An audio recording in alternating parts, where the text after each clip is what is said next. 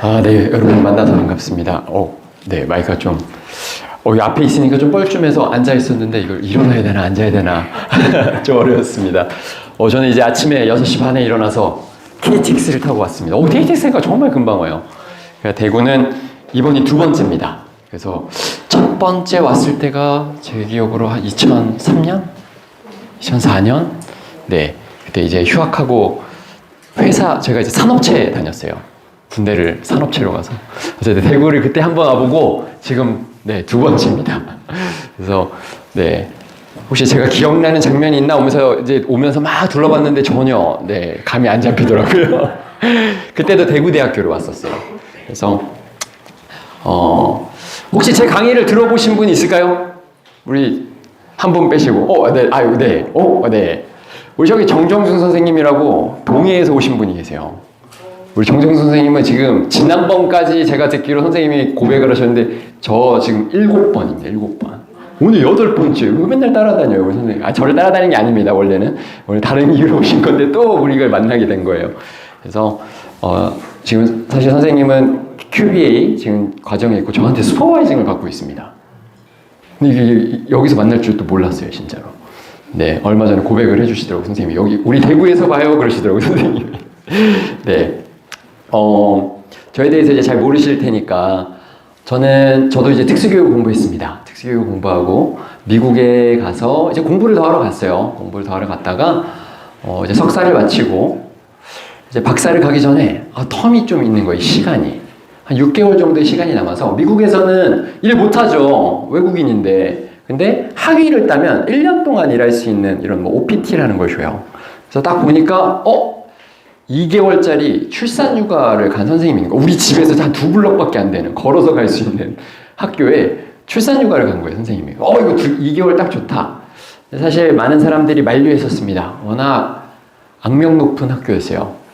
문제 행동이 가장 심한 아이들만 오는, 미국에서는 소위 마지막 학교, 아이들이 쫓겨나서 오는 마지막 학교로 유명한 학교를 우리 교수님들도 반대를 했고, 미국에서. 그 다음에 이제 현장에서 일하는 이제 저랑 친한 분들도 거기는 가지 마라. 너가 2개월인데 굳이 그곳을 갈 필요는 없지 않냐? 근데 저는 이제 거꾸로 2개월인데 뭔 상관이냐 해서 이제 갔고, 거기서 제가 12년을 이제 머물게 된 거예요.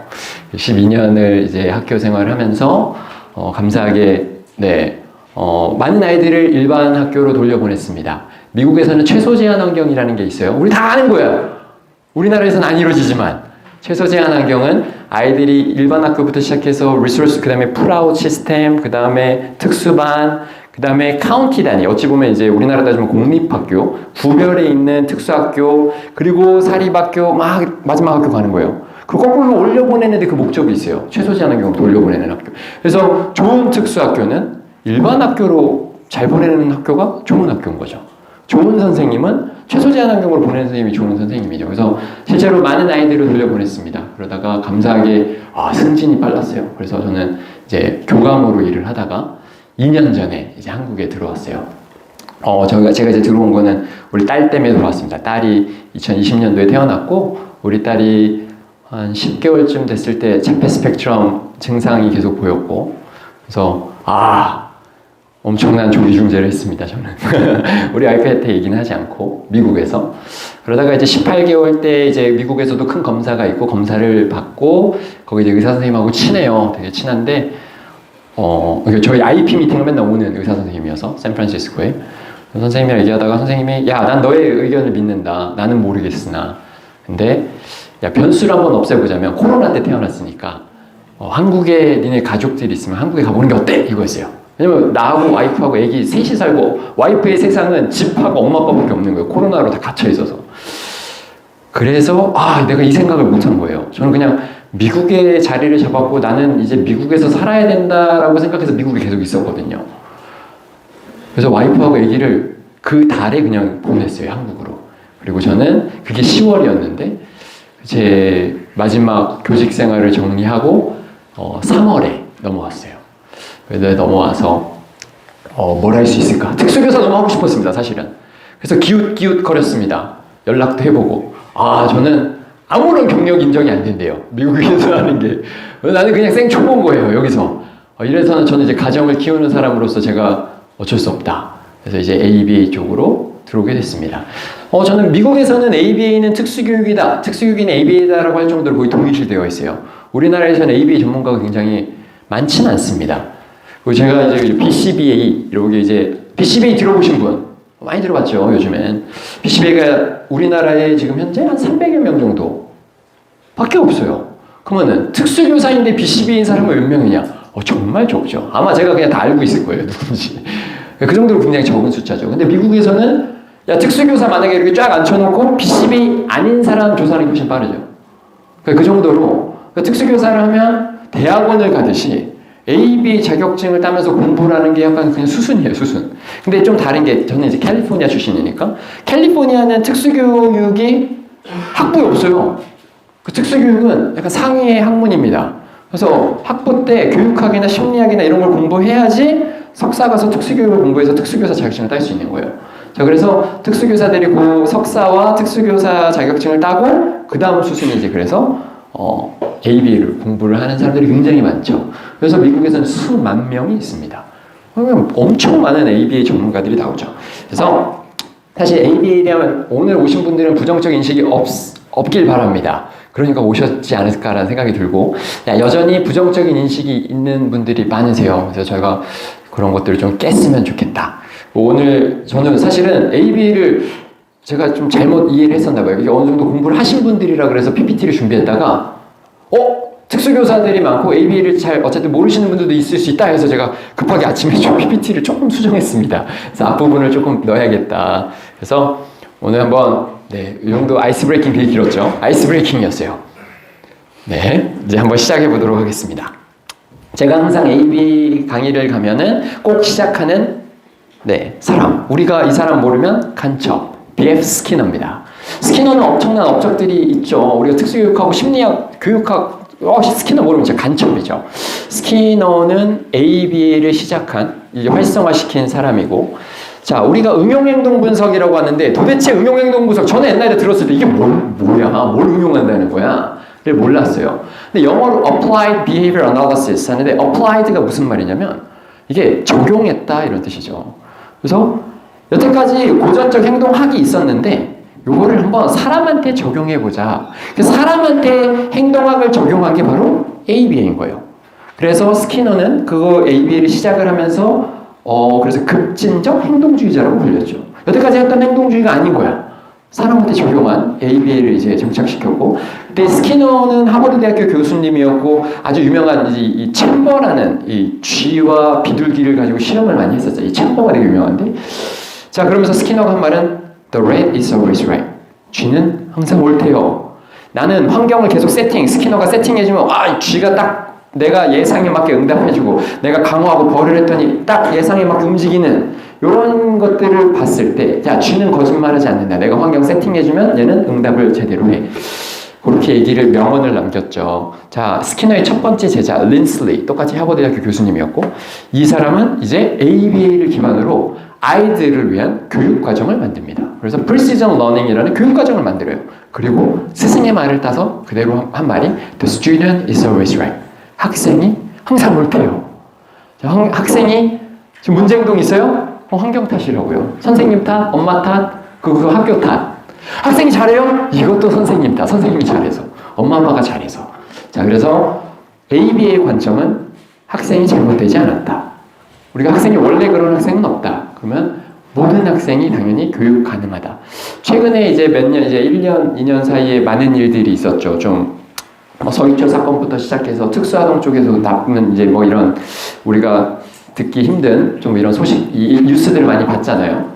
그러면서 사실 어찌 보면은 특수교육에서도 저는 개인적으로 이런 바람이 불지 않았으면 좋겠는데, 뭔가 특수아동에 대한 처벌이 좀 많이 얘기도 많이 되고, 근데 제가 바라보는 관점은, ABA의 관점은 그 학생은 틀린 게 없다. 지금 뭔가 교육에 문제가 있고 잘못되었으면 우리가 그걸 바꿔주는 게 우리의 목표가 아니겠느냐. 그래서 저는 ABA의 관점이 너무 중요하다고 생각해요. 저는 미국에서 어찌 보면 정말 마지막 학교, 여러분들이 상상도 못할 학교입니다. 정말 아이들의 상태. 저는 요즘에 특수학교에 많이 강의를 가는데 점심시간에 같이 애들하고 점심 먹잖아요. 저도 같이 점심 먹거든요. 보면서 이게 점심을 먹을 수 있다는 것 자체가 참, 이게 우리가 너무 대단하지 않은가. 미국에선 상상도 할 수 없는 일입니다. 뭐 점심 식사, 식당 가서 밥 먹고, 우리 학교 말하는 거. 제가 이랬더니 학교 식당이, 어떻게 듣고 가지? 일단은. 그러니까 우리는 이제 제가 스펙트럼 센터라는 이제 사립학교인데, 우리가 뭐라고 부르냐면 스펙트럼 다이어트라 그래요. 우린 점심밥을 못 먹거든요. 점심을 먹는 게 애들 보내고 3시 반에 점심을 먹어요. 상상할 수가 없어요. 선생님이 어떻게 밥을 먹어? 정말 상상을 못 합니다. 그래서, 우리 학교에 이제 우리나라 특수학교 돌아오니까, 옛날에는 내가 우리나라 특수학교 이러면, 심한 애들이 이렇게 오는데, 미국을 딱 갔다 오니까, 애들이 너무 순한 맛인 거예요. 얘네들 뭘 가르친다고 선생님? 이거 말도 안 돼. 막 이런 거예요. 그러니까 제가 그 심한 학교에서 우리 애들을 가르쳐 보니까, 그런 애들도 우리는 다 가르쳤거든요. 그래서 저는 이 말을 과감하게 할 수 있습니다. 모든 학생은 다 교육이 가능하다. 거기에 대한 자부심도 있고, 자신감도 있습니다. 그래서, 자, 오늘 그 마음을 좀 그런 것들을 좀 나눴으면 좋겠어요. 이 내용을 뺐다가 제가 좀 넣었어요. 자, 우리가 PBS, AB를 아직 좀 헷갈리시는 선생님들이 있어서 제가 한번 이런 얘기를 좀 하고 넘어갔으면 좋겠어요. 가장 큰 계기는 2001년도입니다. 미국에서 2001년도에 큰일이 일어나요. 우리가 아는 911 테러가 일어납니다. 이때 당시 미국 대통령은 부시 대통령이었는데, 부시 대통령, 모든 대통령들과 교육감들과 뭐 이런 사람들이 공약을 거는 게 있어요. 교육개혁합시다, 이거야. 교육개혁. 근데 교육개혁은 안 일어나요. 여러분들도 알겠지만, 교육계만큼 보수적인 곳이 없습니다. 자, 여전히 여러분들 교실에 가면 책상, 의자가 있고요. 앞에 칠판이 있고요. 뭐 이런 것들이 있어요. 일단 환경적인 구조도. 요즘 판서해요, 선생님?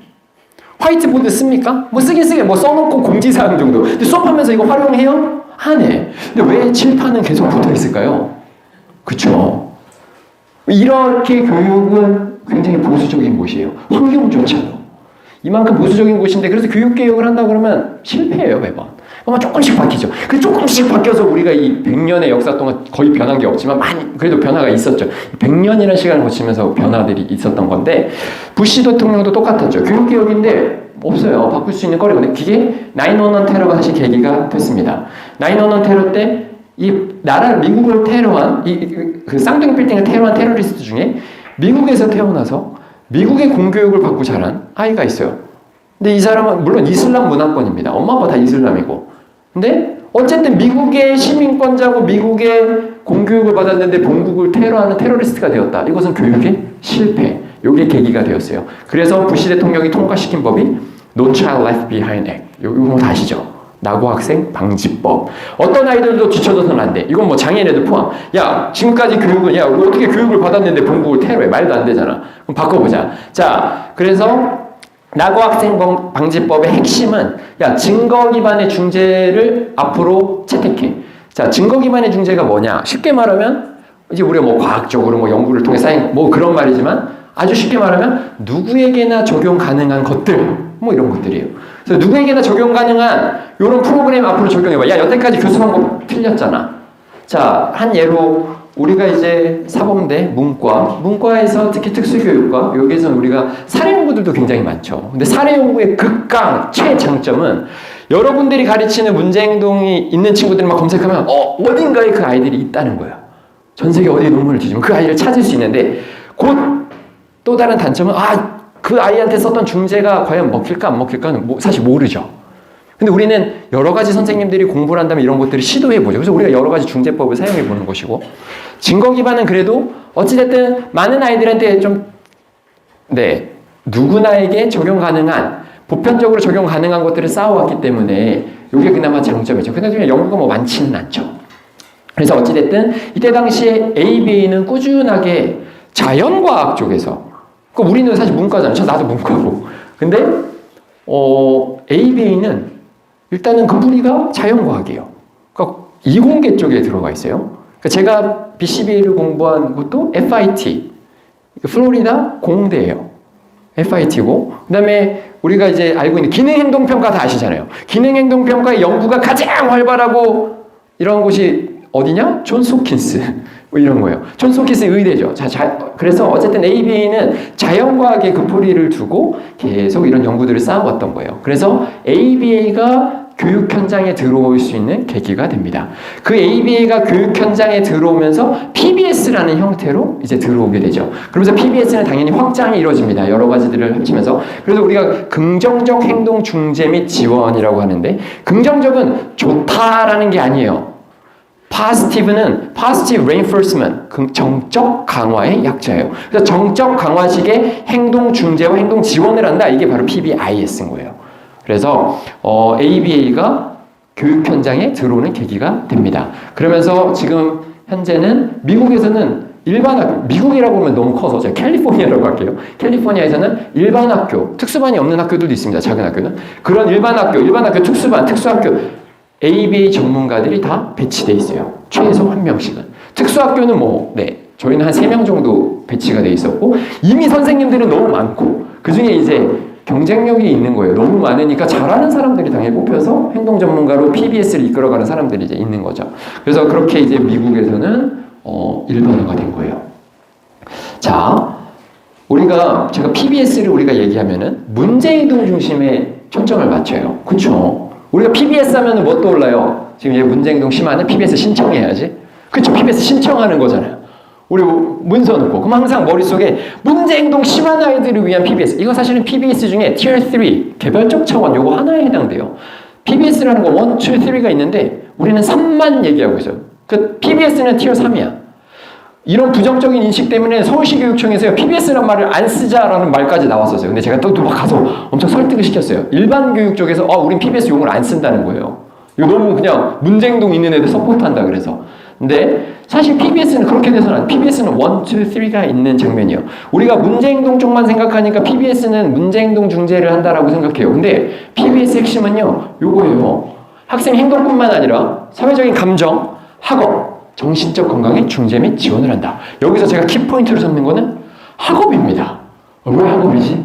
자, 우리 애들이 지금 여러분들 특수교사 학교 현장에 있는 분들이 많죠. 학교라는 곳은 공부를 하는 곳입니다. 그렇죠? 다양한 공부. 우리가 학업이라 그래서 읽기, 쓰기, 듣기만 하는 게 아니고요. 학업, 학교에서 많은 것들을 배우죠. 배움이 일어나는 곳이에요. 자, 학업을 가르친다는 거는요, 학생들이 왜 학교에 있는지 이유를 알려줘야 된다 이거예요. 내가 학교에 앉아있는데 멍하니 앉아있으면 얘한테는 이보다 큰 곤욕은 없다. 마이크가 넣었다. 그쵸? 이게 괜찮나요? 너무 많이 울리나? 그쵸? 좀 울리죠? 네. 요거 마이크 한 개밖에 없나요? 네. 요걸로 한번 해볼까요? 네. 해보겠습니다. 이거 똑같나? 네, 이거 좀 난 것 같습니다. 좋아요.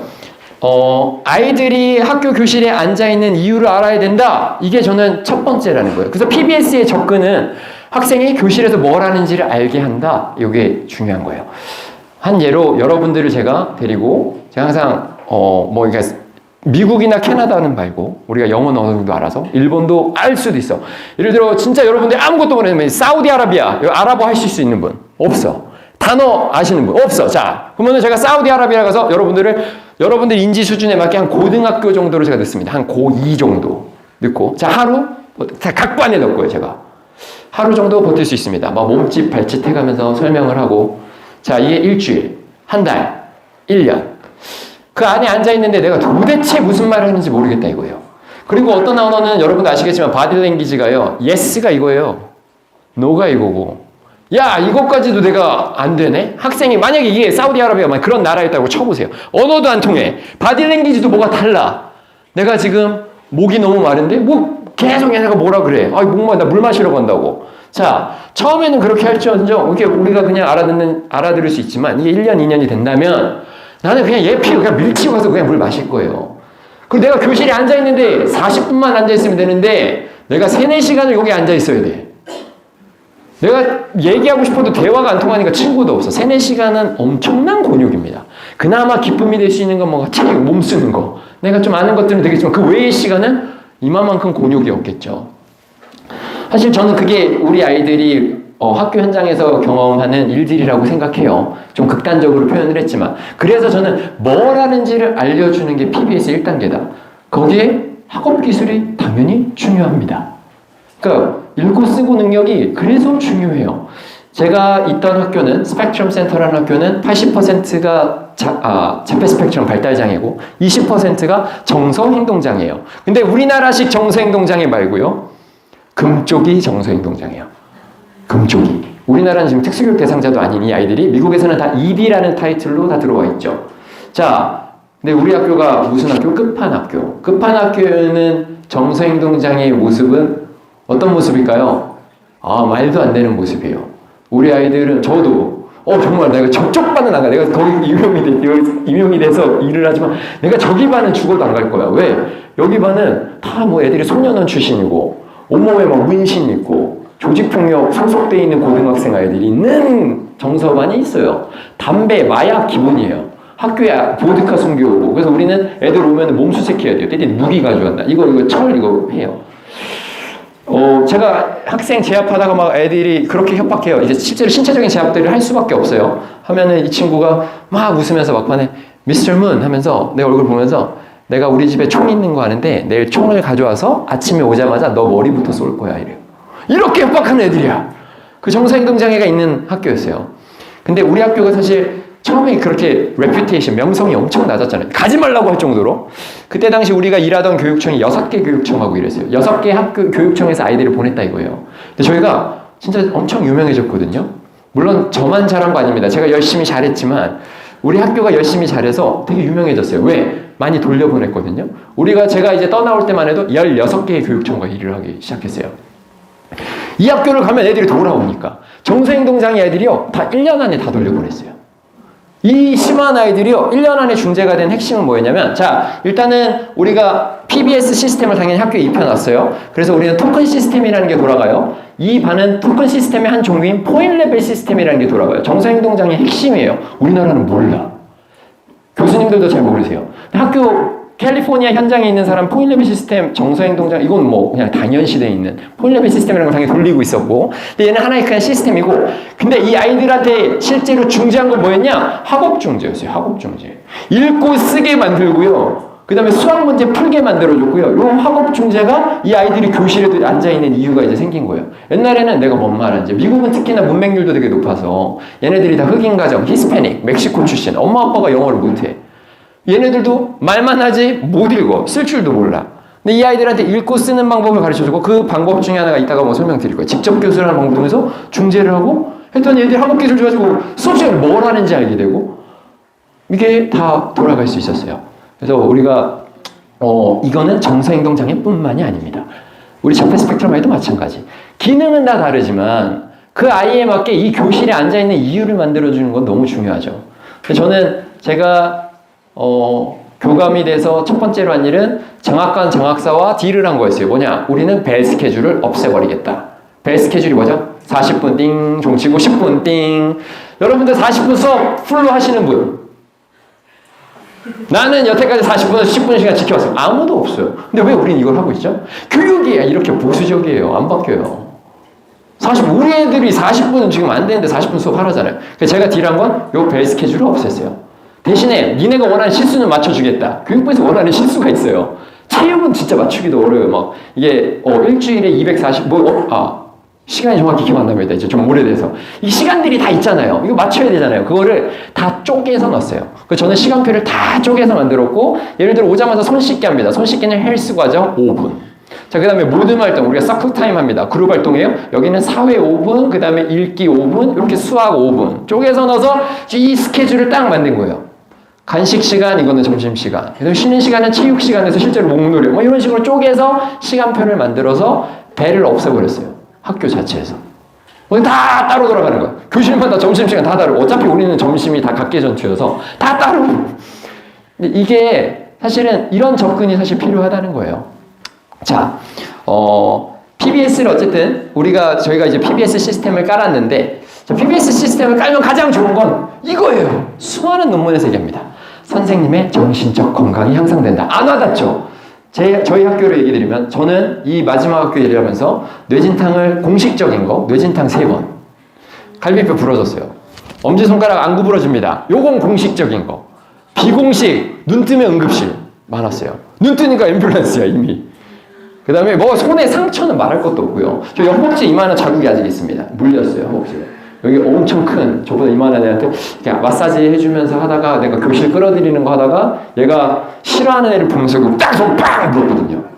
여기 아직도 자국이 있어요. 비공식은 너무 많아요. 제가 이거 모아놓은 사진이 있더라고요. 다 물려가지고 살이 너덜너덜해진. 자, 저만 그런 게 아니에요. 우리 학교는 그래서 앰뷸런스가 하루 한 대씩 맨날 와 꼬박꼬박 그런 학교였어요. 그러니까 다 못 가게 한 거예요. 자, PBS를 깔고요. 앰뷸런스가 안 와요. 진짜 안 와요. 우리가 PBS 시스템을 제대로 까는데 2년 걸렸거든요. 2년의 시간 동안 우리가 다 노력을 해서 만들었는데 정말 부상률이 줄었어요. 우리가 그 학교는 선생님들이 우리 선생님들 진짜 리스펙 다 우리는 스태프들도 근데 그 험난한 와중에서도 우리는 항상 강조하는 거 저 여러분들도 있어야 돼요. 우리 항상 강조하는 게 뭘까요? 센스 오브 유머입니다. 유머가 있어야 돼요. 기저귀로 똥기저귀로 얼굴 받으면 Today is your day. 오늘 너의 날. 오늘 너에게 내가 커피를 살게. 이런 유머가 필요해요. 근데 그런 학교에서 우리가 이래도 되나 싶을 정도로 너무 안전해. 너무 잘 돌아가 모든 것들이. 애들이 잘해서 또 돌아가. 이게 저희도 몸소 경험한 겁니다. 선생님들의 정신적 건강이 너무 좋아졌어요. 우리는 칼퇴를 해본 적이 없는데 칼퇴를 하기 시작했어요. 왜냐면 애들 보느라고 뭐 할 시간이 없어요. 선생님도 솔직히 좀 하다가 좀 바쁘면 애들 자습하고 잠깐 일도 좀 하고 가끔 메신저도 좀 빨리빨리 보내고 하자. 우리 애들은 불가능해요. 이게 안 돼요. 안 돼. 근데 어느 순간 보니까 급한 거를 내가 컴퓨터 앉아서 급한 걸 처리할 수 있는 시간이 생겨버렸네. 이게 돌아가고 있으니까. 자, 그러니까 선생님들이 퇴근도 빨리 해. 일할 게 이제 없으니까. 정신적 건강이 향상됐습니다. 그리고 PBS의 장점은요. 유치원, 고등학교, 어른 모든 사람들에게 다 적용 가능하다는 거예요. 나이가 상관없다. 제가 있는 곳은 조기교실입니다. 우리 조기교실 운영하고 있어요. 애기들이에요. 애기들도 운영을 하고 있어요. PBS를 저는 이제 운영을 하고 있고. 자, 우리가 ABA라는 얘기를 간단히 해야 됩니다. 제가 급하게 넣느라고 막 또 몇 개 슬라이드가 빠졌어요. 자, PBS를 얘기하려면 그럼 ABA에 대한 이해가 없이는 우리가 PBS를 설명할 수 없어요. ABA에 대한 이해를 잘 해야 됩니다. ABA는 말씀드린 것처럼 그 뿌리를 자연과학에 두고 있습니다. 우리가 자연과학이라고 한다면 그 대상은 실험적 현상이에요. 그리고 실험적 현상을 통해서 우리가 뭘 하죠? 직접 관찰하고 측정합니다. 직접 관찰, 측정 어디서 많이 들어봤죠? IP 짤 때. 뭐라고 해야 돼요? 측정 가능해야 된다? 관찰 가능해야 된다. 저거는요, 여러분, 교육학 용어가 아니에요. 그죠? 이건 정말 과학 용어예요. 근데 우리는 이만큼 ABA는 그냥, 교집합이 너무 많아요. 그러니까 나 ABA 안 해! 하면서 측정 가능해야 돼, 관찰 가능해야 되는 말이 안 맞는 거예요. 그래서 ABA를 우리가 이제 부정적인 인식을 그래서 좀 그런 건 버리자. 이미 너무 많은 교집합들이 있고, 그래서 저는 ABA를 치료라고 말하지 않고 하나의 시스템이라고 얘기합니다. 이 큰 시스템 안에서 우리는 특수교육을 녹여내고 언어 치료라고 작업 치료하고 놀이 치료를 하는 이 ABA 틀 안에서 해야 돼요. 그게 지금 미국의 시스템인 거예요. 그게 곧 PBS입니다. 그래서 PBS라는 시스템이 ABA라는 큰 틀 안에 녹여내는 내용은 달라요. 그러니까 학교마다 모습이 다 달라요. 그래서 제가 알려드릴 수 있는 건 그래서 이 ABA 큰 시스템을 우리가 이해를 해야 되는 거죠. 자, ABA에서는 우리가 자연과학에서 실험이라는 걸 합니다. 그렇죠? 과학에서 실험 없이는 안 돼. ABA에서도 똑같은 실험 과정이 있어요. 실험 과정을 우리가 뭐라고 부르느냐? 기능 분석이라고 그래요. 기능 분석 들어보신 분? 다 들어봤어요. 근데 기능 분석 할 줄 아세요? 몰라. 기능 행동 평가, 기능 평가, 기능 분석 세 개를 난 자신 있게 구별할 수 있다. 그쵸. 공부는 했는데. 기능행동평가와 기능평가는 우리가 보통 동일시해요. 그냥 똑같은 말이에요. 이거 좀 줄여서 얘기해, 기능평가. 자, 그러면 기능평가와 기능분석의 차이는 뭐지? 기능평가가 큰 개념입니다. 기능평가 안에 기능분석이라는 실험하는 과정이 있어요. 기능분석을 제가 한국에서 실험하는 과정을 본 적은 한 번도 없습니다. 미국에서는 보통 특수학교나 실제로 교육청 단위로 BCBA가 있는 곳에 가면은 세팅을 해놔요. 보통 방이 3, 4개 정도로 색깔 다른 방들을 세팅해놓고 이걸 우리가 변별 자극이라고 하는데 방 색깔이 다른 곳에서 우리가 실제로 아이들의 기능을 파악하는 실험을 하죠.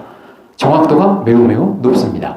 근데 기능 분석을 하는데 우리가 그런 거예요. 우리가 기능 파악 많이 하잖아요. 기능 파악해서 이걸 문제행동 중재하는데 문제행동 중재가 안 돼. 그 이유가 기능이 복합적이거나 기능이 틀린 거예요. 그렇죠? 그럴 때 우리가 미국에서도 기능 분석이라는 걸 해요. 실험 과정을 하는데 기능 분석을 해야 되는 이유에 대해서 한번 제가 예를 한번 들어드릴게요. 우리가 기능 행동 평가를 합니다. 대표적인 평가 방법이 뭐가 있죠? ABC 관찰 기록지. ABC가 있어요. 기록을 합니다. 자, 제가 문제 행동을 우리가 재채기라고 합시다. 기침하고 재채기. 자, 서양권에서는 재채기 하면은 사람들이 뭐라고 하게요? bless you 그럽니다. God bless you. bless you라 그래요. 이게 뭐냐면 옛날 흑사병 시대 때 재채기 하면 아유, 얘는 죽어요. bless you. 축복합니다. 이 문화가 퍼진 거예요. 재채기 하면 그냥 bless you 하는 거예요. 자, 한 예로 우리가 이걸 몰라. 이 사실을 모른 채 재채기라는 문제 행동을 얘가 계속 보이고 있어. 라고 생각하고 A, B, C 관찰을 합니다. A. 수업 종이칩니다. B. 재채기를 해요. C. 옆에가 bless you라고 해줘요. 오케이. 체크했어요. 자, 점심 식사를 먹고 있는데, 자, 점심시간 중이었다. A. B. 얘가 재채기를 합니다. C. 지나가던 사람이 bless you라고 했어요. 자, 집에 가는 길입니다. 학교길인데, B. 재채기를 합니다. 지나가는 행인이 bless you라고 해줍니다. 기록을 했어요. 자, 기록 쫙 쌓으면은, 자, 재채기라는 행동을 딱 이제 정렬을 해보니까, 랜덤한 사람들이 다 bless you란 말을 해줘요. 그러면 해석을 뭐라고 하냐? 얘는 관심, bless you라는 관심을 받기 위해서 재채기 행동이 유지되고 있다. 이렇게 해석하는 거예요. 이게 바로 ABC 관찰 기록의 한계점이에요. 그러니까 우리는 이 기록대로 하고 얘는 관심이야, 재채기. 그러면 얘는 우리는 재채기 계속 무시라는 행동을 우리가 무시죠. 소고 방법이. 무시라는 중재 방법을 써서 하는데 재채기 그럼 고쳐져 안 고쳐져? 안 고쳐져요. 아예 지금 기능 파악이 실패한 거예요. 그래서 이런 것들을 파악할 때 우리가 이렇게 실패를 겪으면 기능 분석이라는 걸 통해서 검증을 해보죠. 그럼 기능 분석에서는 이게 관심이 아니라는 게 나오죠. 그래서 물론 실험 과정이 있어요. 그래서 ABA도 실험의 과정이 있다. 그걸 제가 이제 보여드리려고 한 거고. 자, ABA 목표가 있습니다. ABAI라는 국제응용행동분석 학회가 있어요. 그 학회에서 ABA 목표를 이렇게 써놨어요. 대상자 개개인의 보다 나은 삶과 의미 있는 목표를 이루도록 돕는 것. 제가 이거를 ABA를 부정하는 분들에게 보여주고 싶은 건데, 교육이 하는 것과 ABA 하는 것이 그냥 똑같다는 거예요. 우리가 ABA라 그래서 문제 행동을 행동 수정한다 이게 아니에요. 이 사람의 보다 나은 삶을 위해서 노력하는 게 ABA 목표다. 자, 이걸 조금 더 ABA적으로 표현을 하면 이렇게 표현되어 있어요. 실험적 행동 분석을 통해서 수동 행동과 조작 행동으로 대상자에게 사회적으로 중요한 행동의 평가와 향상을 가져오는 것. 우리 다 아는 용어 맞죠? 자, 자, 수동 행동, 조작 행동을 다 아는 겁니다. Respondent behavior. 수동 행동은 내가 자의적으로 할 수 없는 행동들이에요. 예를 들어, 자, 여러분들 3초 세면은, 자, 땀 흘릴게요. 하나, 둘, 셋. 안 돼. 자, 얼굴 빨개질 거예요. 하나, 둘, 셋. 못 빨개져. 막 힘을 줘도 3초 안에 안 돼요. 자, 이런 게 바로. 근데 여러분들이 땀 흘리는 순간들이 생기고 얼굴이 빨개지는 순간들이 생기는데 그걸 우리가 수동행동이라고 하죠. 조작행동은 이것을 통해 우리가 소위 배운 행동들을 다 조작행동. 그러니까 기억이 조작된 거죠. 고소공포증. 저는 고소공포증이 매우 심한 사람입니다. 생각만 해도 막 땀이 나는 사람이에요. 왜? 내 기억이 조작당했거든요. 무서워요. 생각만 해도. 난 지금 높은 곳에 없는데도 불구하고 있다는 사실만도 제가 가끔 저희 연구소가 21층에 있어요. 가끔 엘리베이터가 덜컹거리면서 올라가잖아요. 그럼 제가 여기서 이제 다리를 이러면서 가요. 난 안 떨어지는데도 불구하고 21층이라는 생각 때문에 기억이 조작돼서 내 몸이 막 반응하는 거예요. 이런 게 우리가 조작행동, 배운 행동이라고 해요. 근데 이거를 왜 AB에서는 나누는 걸 중요시 여기느냐? 여러분들 교육 현장에서도 되게 중요합니다. 자, 아이가 웁니다. 교실에서. 아이가 우는데 선생님이 딱 보니까 얘가 맨날 이거 뭐 하기 싫어서 또는 선생님 좀 관심 좀 끌려고 우는 것 같아. 분석을 해보니까. 뭐 공부만 하자 그러면 울고 계속 울어. 그러면 저는 자, 예를 들어 관심이라고 해봅시다. 관심 받으려고 우는 것 같아요. 관심에 대한 우리가 중재법 뭐예요? 소거법은 무시야, 무시. 관심 안 주면 돼요. 관심 받으니까 운다라고 판단을 했으니까. 자, 근데 만약 이게 수동행동이었다고 생각해 봅시다. 자, 수동행동은 우리 말로 쉽게 하면 불안도예요. anxiety. 불안도. 자, 불안도가 나타나서 오는 상태라고 한다면 이 아이는 이 상황이 어떻게 되냐? 트라우마가 돼요. 그러니까 수동행동은 트라우마하고 연결돼요. 그러니까 수동행동 우리가 어렸을 때 그래서 아이들이 불안도가 높을 때 행동중재를 이런 조작행동이라고 판단해서 우리 뭐 기능 이걸 해갖고 중재를 한다면 자칫하면 트라우마가 될 수 있어요. 그러면 선생님이 딱 무시를 했거든. 그럼 이 아이 입장에서는 지금 이 교실과 이 선생님은 트라우마가 돼버린 거예요. 나는 이 교실 너무 싫은 거예요. 그래서 우리가 수동행동과 조작행동을 구별할 수 있는 연습은 되게 중요합니다. 내가 헷갈리면은요, 우리는 수동행동으로 가정하고 접근하세요. 트라우마는 안 생겼으면 좋겠거든요. 당연히. 자, 우리가 수동행동에 대한 가장 좋은 중재법은 무엇이냐? ABA에서 말하는 건 체계적 둔감화라고 합니다.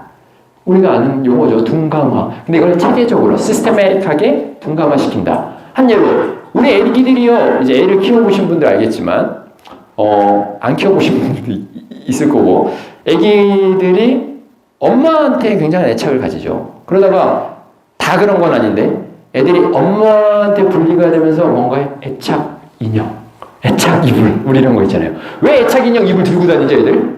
내가 불안할 때 이거 꽉 잡고 있고 실제로 이거 불안해지고 있으면 이렇게 꼼지락꼼지락거리는 그런 모습들이 실제로 모든 애들한테 발견이 되죠. 만약 이 애착 인형, 애착 이불 없으면 엄마, 그게 이제 엄마야.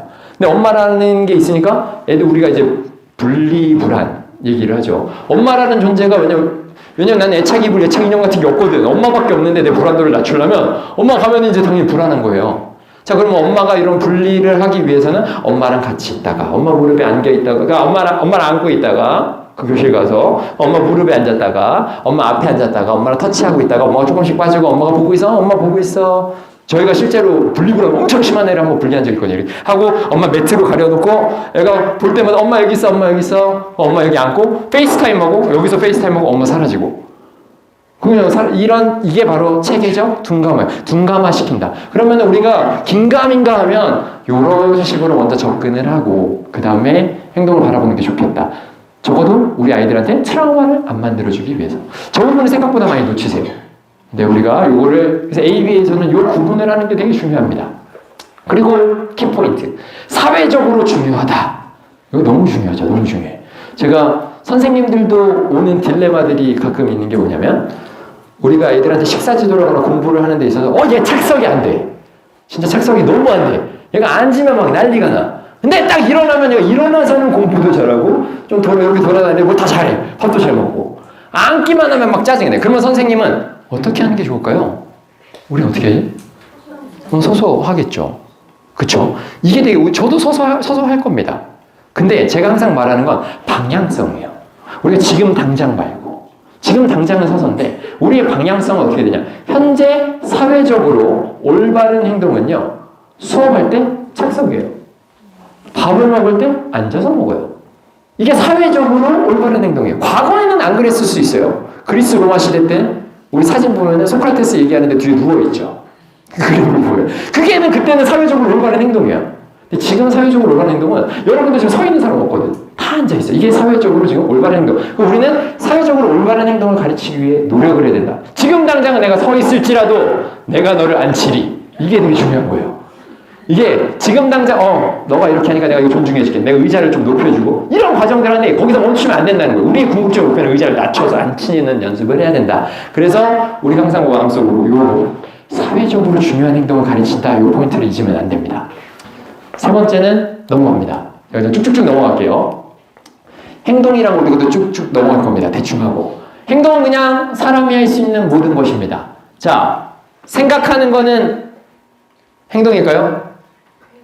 맞습니다. 생각하는 것도 행동이에요. 우리가 이런 것들을 어떻게 알 수 있냐? 직접 관찰이 안 되는데 어떻게 해? 너 직접 관찰해야 된다며. 근데 직접 관찰에는 영구적 산물이라는 게 있죠. permanent product. 이게 뭐죠? 여러분들 뭔가 시험지. 우리가 시험지, 얘네가 이거 더하기 빼기 아는 거 내가 못 봤거든. 근데 시험지를 보면 얘 더하기 할 줄 아네. 왜? 영구적 결과물을 우리가 측정은 가능하거든요. 그래서 생각하는 것도 우리가 여러분 생각을 제가 끄집어낼 수 있겠죠. 자, 이번 여름방학 때 뭐 할지 계획서 내서 내세요. 선생님 요즘에 여름에 요거 할 계획이 있구나. 선생님 뭐 생각하는지 제가 알 수 있죠. 그래서 생각하는 것도 행동입니다. 여전히 측정이 가능하고. 자, 여기서 가장 중요한 것은 AB에서 중요하게 생각하는 것은 이거 뭐죠?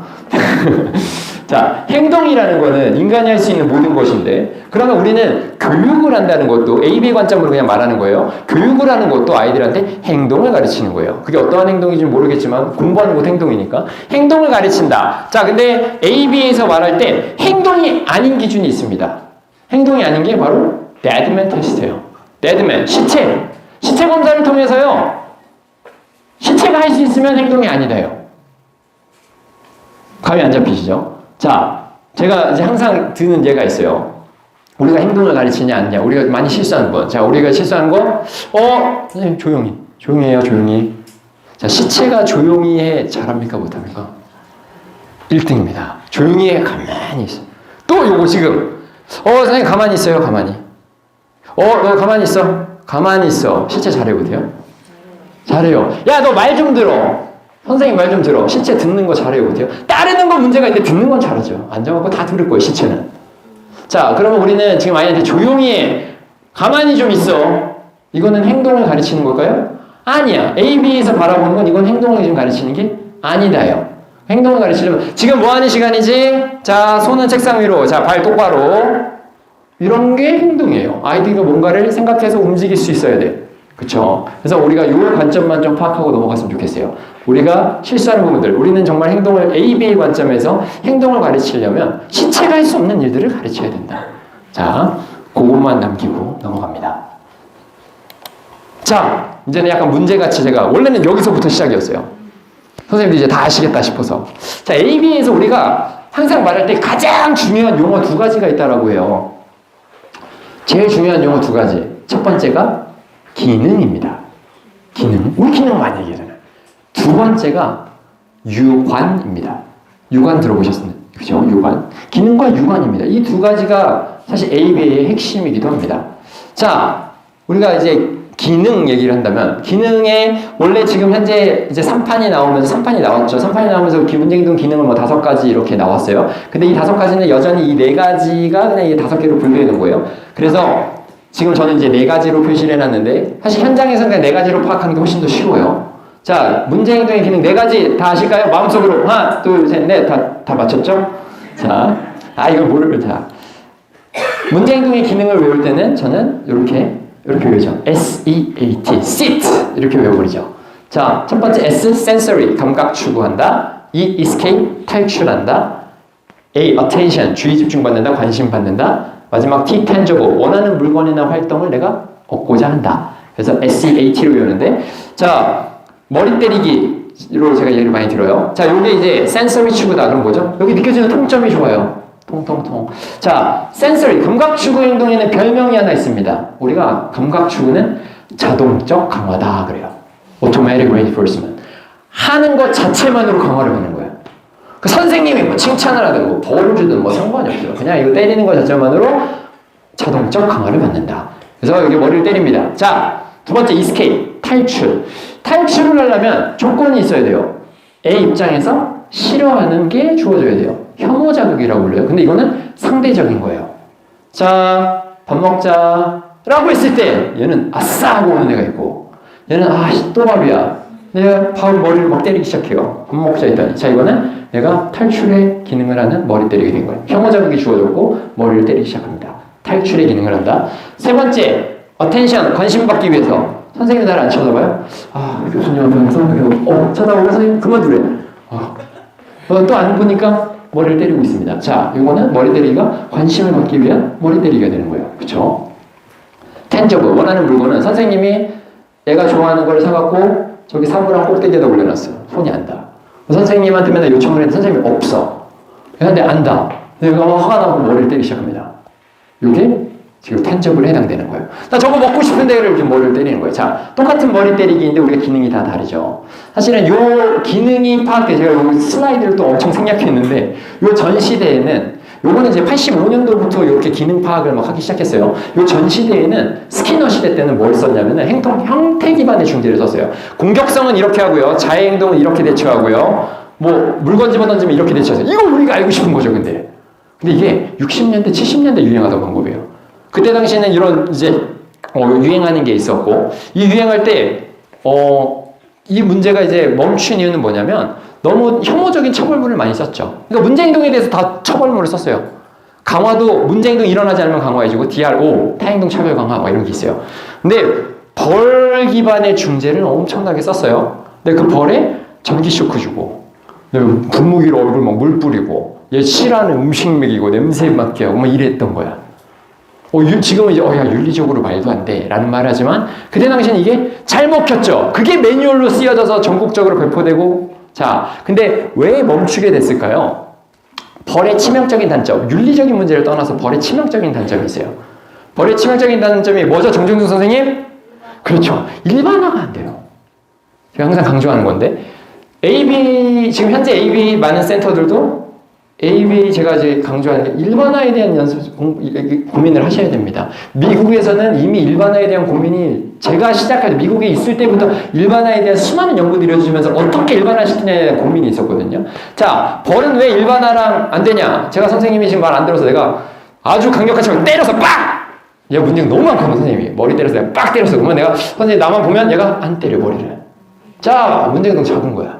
잡았죠? 옛날에는 이런 방식을 썼다는 거예요. 자, 여기 1년 유지돼. 내가 담임이거든. 유지가 잘 됐어. 그리고 1년, 2년, 뭐 내가 담임을 하다가, 저 전보를 갑니다. 5년 뒤에. 전보 가서 5년 동안 말 내 말 진짜 잘 들었어. 자, 다음에 온 선생님은 대학교를 갓 졸업한 여리여리한 선생님이었어요. 이 아이가 진짜 문제행동이 많은 아이라면 그 문제행동이 나올 확률이 매우 매우 높습니다.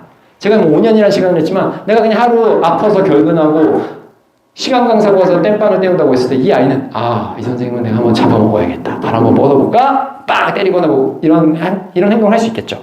벌기반은 그렇게 일반화가 안 되는 거예요. 그래서 일반화가 안 될 때 일반화에 대한 얘기 되게 많이 하는데 일반화를 시키는 가장 좋은 툴은 우리가 사실 토큰보드라는 걸 씁니다. 그래서 토큰보드라는 거는 우리가 그냥 행동 규제도 하지만 일반화에 굉장히 탁월한 역할을 해요. 그건 이제 이따가 설명드릴게요. 자, 우리가 여기 지금 제가 설명 다 했잖아요. 그쵸? SEAT 다 설명했고 벌기반 이거 앞에 거 설명하다가 그렇게 했구나. 자, 어쨌든 그래서는 행동 형태 기반이었는데 그래서 만약에 머리 때리기가 이렇게 다양한 기능이 있는데 과거 시대로 돌아가면 어떻게 되죠? 머리 때리기 매뉴얼대로 머리 때렸으니까 물 뿌리세요. 물 뿌려. 이렇게 되버리는 거야. 그러면은 아이는 머리만 때리면은 막 전기 쇼크를 받는 거야. 그럼 머리 때리기를 안 하겠죠. 자, 그러면은 우리가 이 기능이라는 거를요, 선생님들이 가끔 이제 오해하시는 경우가 있는데, 원인을 파악하는 거고 이렇게 생각하지만 기능이 있다는 건 엄청 좋은 거예요. 저렇게 기능이라는 건 곧 의사 표현입니다. 의사 표현 기능이 있는 거예요. 이 의지가 있는 거예요. 얘가 선생님 관심 받고 싶어 하는 마음이 있고요. 선생님 나 이거 주세요. 텐저블의 마음이 있고요. 선생님 나 이거 진짜 쉬는 시간 한번 주면 안 돼요? 이거를 말을 안 해서 표현만 다를 뿐 이 의지가 다 있는 거예요. 그래서 어찌 보면은 이 기능이 있다는 건 인지가 괜찮아요. 가르치기가 용이해요. 오히려 순둥순둥 조용한 아이들이 여러분들이 많이 경험하셨을 거예요. 안 올라와. 이게 실제로 인지가 낮은 거예요. 이 정도의 기능이 없다. 그래서 기능이 있다는 건 매우 좋은 거예요. 문제행동 우리가 대체행동을 가르쳐줘야겠죠. 그러면 스키너 시대 때였으면 때리면 딱 그러면 얘는 모든 기능이 다 상실되는 거 안 해. 그래서 벌기반이 안 좋은 거예요. 벌기반 쓰면 이런 기능도 여러분들이 그냥 다 없애버리는 거예요. 그래서 벌기반이 윤리적인 문제를 떠나서 그런 단점들이 있다. 그래서 지금의 대세는 바로 기능 중심의 평가를 하는 게 대세입니다. 자, 원래 또 슬라이드가 더 있습니다. 우리 제가 다 생략돼 있어요. 선생님들이 어느 정도 아신다 그래서 제가 다 생략을 했는데 그래 괜찮습니다. 자, 우리가 이제 유관이라는 얘기 했어요. 기능과 유관이 가장 중요하다. 유관은 우리가 3유관. 3유관 우리가 다 아는 A, B, C. 선행사건, 행동, 후속사건이에요. 자, 선행사건에 해당하는 두 가지가 있습니다. 그럼 우리 뭐라고 그러냐면 4유관이라고 해요. 4유관으로 확장됐거든요. 마이클 박사 때부터 이제 4유관으로 확장됐는데, 그럼 선행사건이 두 가지로 나뉘는데 그게 뭘까요? 그렇죠. 거기 막 또 써져 있고 아시는 분들도 있겠지만 당연히. 자, 우리가 동기입니다. 동기. A, B, C가 있고 동기인데, 자, 선행사건에 이제 두 가지가 생기는 거예요. 동기라는 부분과 변별자극. 그래서 이 두 개를 그냥 기억하시면 좋을 것 같아요. 동기와 변별자극. 동기라는 거는 우리가 두 가지, 동기를 조작시키는 건데, 동기가 두 가지로 나눠요. 동기를 설정해 주는 것과 동기를 해지해 준다. 이 얘기를 하면 선생님들이 또 머리에 꽂히는 게 뭐냐면, 동기 설정만 머릿속에 막 들어와요. 그냥 뭐 행동을 만들어줘야 되니까. 동기 해지도 매우 매우 중요합니다. 어떤 동기 해지랄까요? 문제 행동에 대한 동기 해지입니다. 문제 행동도 또 아까 전에 내가 아파서 이제 선생님이 이렇게 막 처벌을 하고 내가 아파서 갔어. 그러면 새로운 교생 선생님의 얼굴을 딱 봤을 때 이 아이의 동기는 확 살아나죠. 문제 행동. 이게 이 문제 행동도 동기가 생기니까 더 잘 나오는 거예요. 그럼 우리를 동기 해지시키는 방법을 찾아야겠죠. 그래서 선행사건에 우리가 동기 설정과 동기 해지가 있어요. ABA를 하면서 가장 많이 받는 편견과 오해와 그 싫어하는 관점이 사실 뭐가 있냐면 빈간적이다. 이런 거 있어요. 새우깡을 하나를 주면 하나를 주지 왜 쪼개서 주니? 마이쮸, 안 그래도 작은 마이쮸를 너네는 왜 4등분해서 주는 거야? 그죠? 속상하죠? 이런 게 비인간적이다. 야, 그리고 너네는 왜 그거를 그냥 주면 되지? 입으로 너네가 그냥 하늘 뭐 넣어주니? 동물도 아닌데. 이런 거. 자, 요거를 한번 다른 식으로 접근해 봅시다. 제가 설명을 드릴게요. 저는 지금 입이 바짝바짝 마르고 있는데, 어쨌든, 이 상태에서 제가, 여러분들 생초콜릿 드셔보셨죠? 네. 그 중에 로이스 초콜릿 드셔보셨어요? 아, 로이스 초콜릿 진짜 맛있습니다. 일본 건데. 저 먹고 막 감동의 도가니, 정말. 하나 먹으면 이거 다 먹어요, 혼자. 너무 맛있어요. 자, 로이스 초콜릿을 제가 들고 와서, 상상을 할 수가 없어서, 제가 이거를 진짜 요만큼만 뜯어서 여러분 혓바닥에 탁탁탁탁 던져요. 딱 맛을 보는 순간, 안 먹었으면 그냥 참았거든? 혓바닥에 도는 순간, 더 줘. 동기를 사실 제가 설정을 한 거예요. 제가 많이 또 드는 예가 여러분들 경험하는 건 라면 한 젓가락. 내가 안 먹었으면 안 먹어. 근데 한 젓갈만 먹어볼까? 한 젓갈만 줘봐. 한 젓갈 딱 먹으면 내가 가서 라면을 끓이던가 얘 걸 뺏어 먹던가 요게 되는 거야. 이 적은 양이 동기를 설정해 주는 거예요. 이걸 우린 교육적으로 접목시킨 거예요. 만약에 내가 라면을 다 먹은 상태에서 옆에서 라면 먹으면요, 굳이 내가 라면 안 먹어도 돼요. 그죠? 근데 이게 그 똑같은 강압을, 제가 교감이 됐을 때 첫 번째로 한 일이 교감실에다가 모든 게임기를 놨어요. 플레이스테이션, 위, 막 다 갖다 놨어요. 우리 정서행동장애 아이들을 위해서. 이 정서행동장애 아이들은 포인트 레벨 시스템을 쓰는데 레벨이 1부터 5까지 있어요. 레벨이 높을수록 좋은 거예요. 자, 토큰 시스템은 우리가 반응 대가라는 걸 안 씁니다. 제가 이따가 시간이 되면 꼭 설명해 드리고 싶은데, 토큰 시스템의 유의사항, 반응 대가를 절대 쓰지 마라. 뺏으려고 하지 마. 이게 되게 중요해요. 절대 쓰면 안 돼. 자, 이제는 반응 대가라는 걸 가르쳐주는 순간이 왔어요? 그럼 레벨 시스템을 입히는 거예요. 레벨 시스템이 존재하는 이유는 반응 대가를 위해서 입혀요. 그래서 정서행동장애 아이들한테는 우리가 이걸 일반에서도 PBS1에서는 이 시스템을 써요. 자, 우리 어쨌든 애들한테 레벨 5를 얘네가요, 일주일 동안 유지하잖아요? 그럼 얘가 수업을 땡까고 교감실에 와서 게임을 할 수 있어요. 그리고 나랑 코코아 타 먹고 게임하다 지려면 체육관 가서 농구하고 이래요. 나도 일 못해요. 그날은 노는 날이야. 얘는 어쩔 수 없어. 레벨 5를 일주일이나 유지했기 때문에. 자, 요런 특권을 만들어요. 레벨은 이제 특권이 있거든요. 레벨 5만 가능해요. 일주일 동안 했을 때. 자, 이 게임기요, 애들이 사라 그래서 산 거예요. 게임기 애들한테 물어봐갖고 뭐 좋아하니? 야, 무슨 게임 할까? 애들한테 다 배웠어요. 그 말은 얘네 집에 다 게임기 있어요. 다 집에서 해요. 자, 집에서 만약에 게임을 하고 있는데 엄마가 야, 밥 좀 먹어 했는데 얘가 안 해. 안 먹을래. 엄마가 야, 이거 먹으면 엄마 게임 더 하게 해줄게.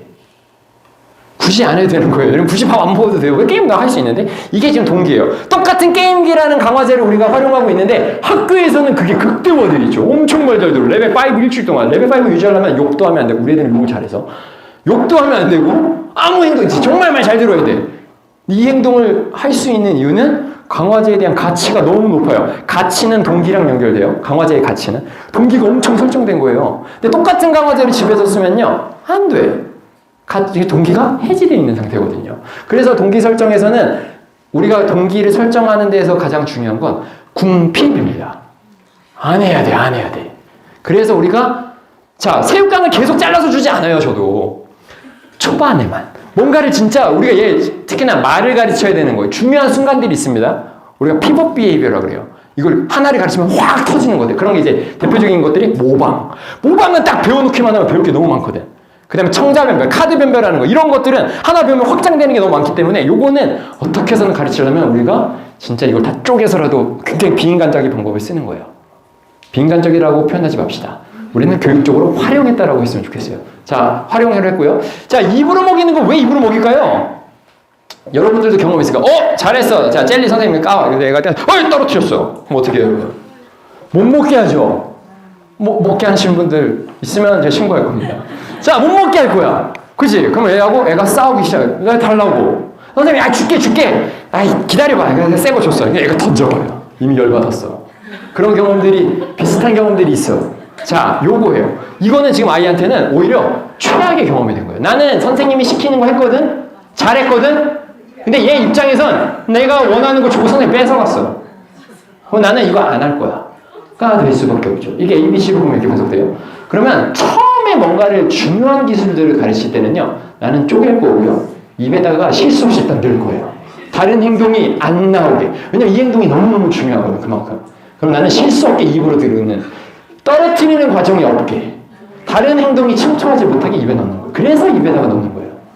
이제는 이해를 하실까요?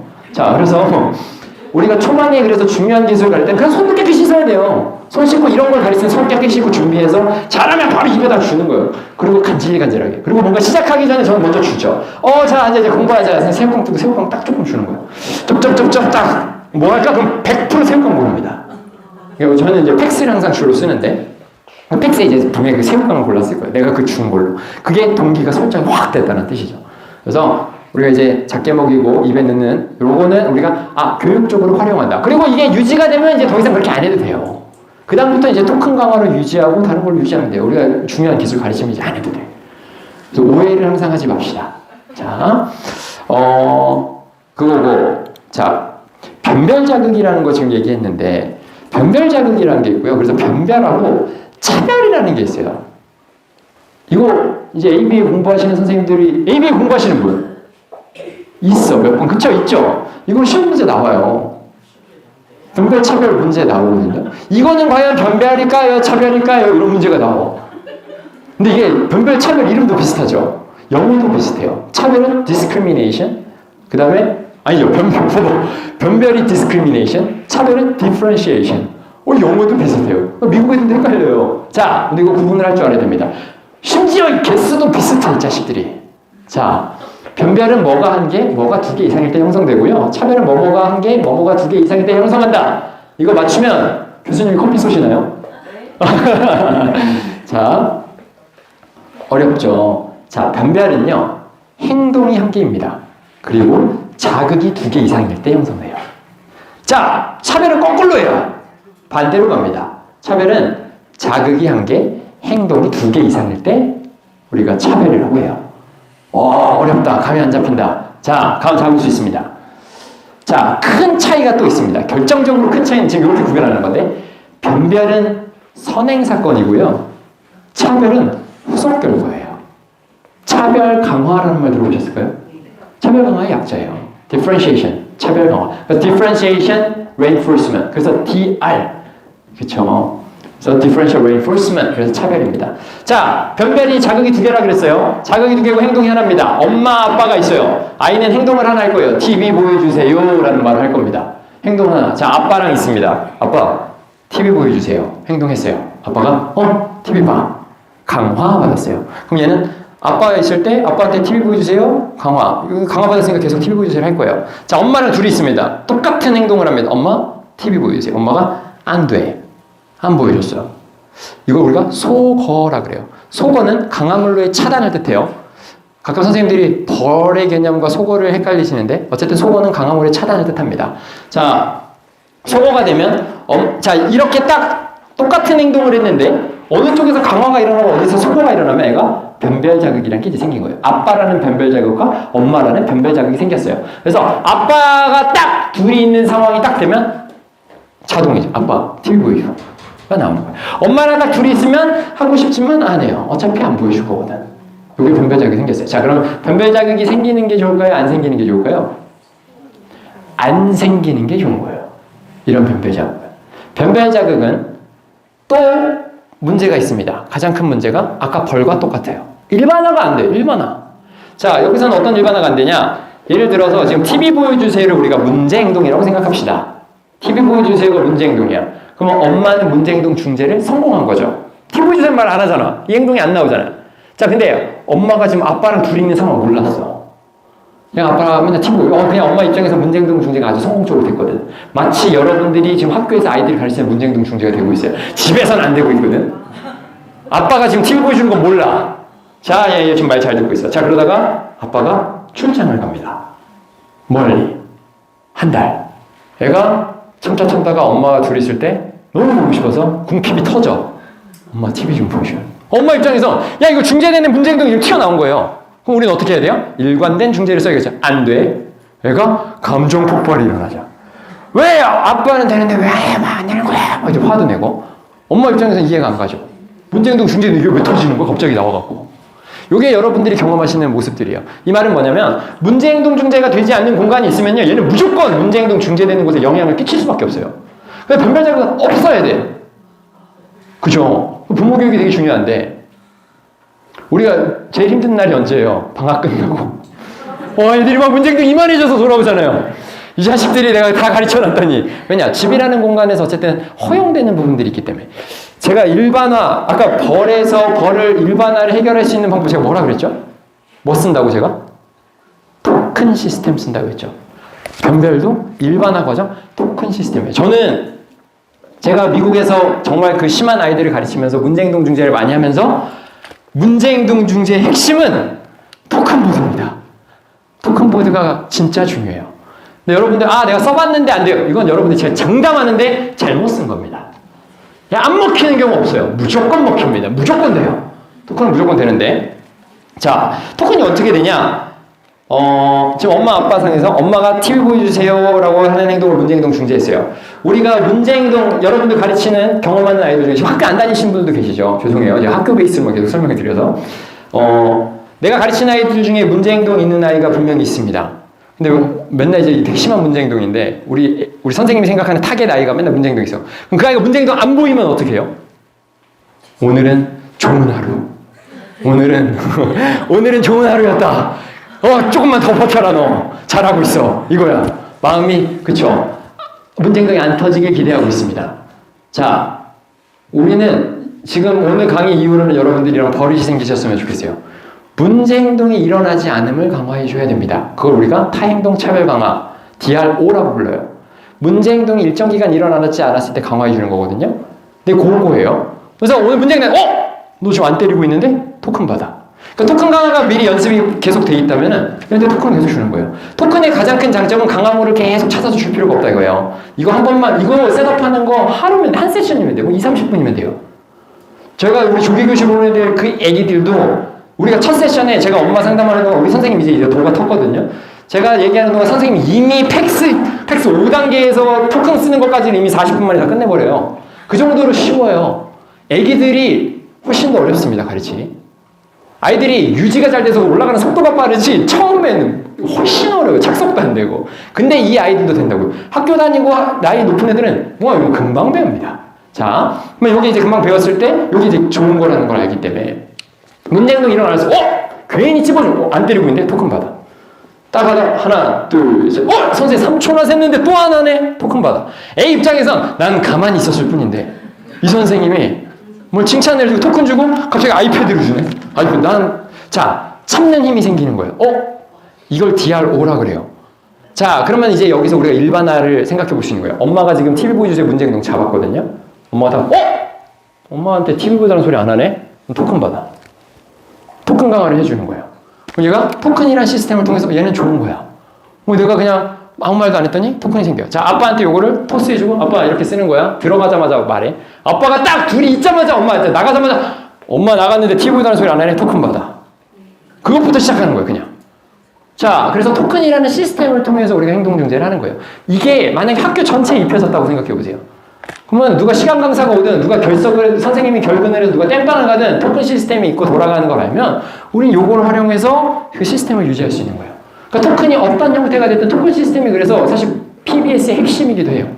무조건이에요. 이건 ABA 어쨌든 우리가 강화를 시켜주는 이론들인데 우리가 굳이 눈에 보이는 걸 주지 않아도 충분한 페어링을 통해서 우리가 이런 동전, 저는 동전을 쓰는 걸 되게 강추합니다. 실제로 토큰보드를 쓸 때 여러분들 애들 좋아하라고 어린애들은 막 뽀로로 캐릭터를 하는 경우도 있고 하트를 하는 경우도 있죠. 실제로 근데 토큰 시스템에 대한 논문을 여러 가지를 찾아보면 절대 아이들이 좋아하는 거 쓰지 마세요예요. 쓰면 안 돼요. 여러분들 만약에 그걸 좋아하면 이 토큰이 너무 좋거든. 굳이 내가 이 값어치가 생기게 우리는 지금 페어링을 통해야 되는데 자, 우리가 돈이 왜 좋죠? 돈은 그냥 금속 덩어리일 뿐인데 종이 쪼가리일 뿐이고 얘가 너무 소중하죠. 자, 제가 10,000원 가지실 분 막 다 손들 거예요. 50,000원 가지실 분 다 왜? 종이 쪼가리인데 값어치가 생겼죠.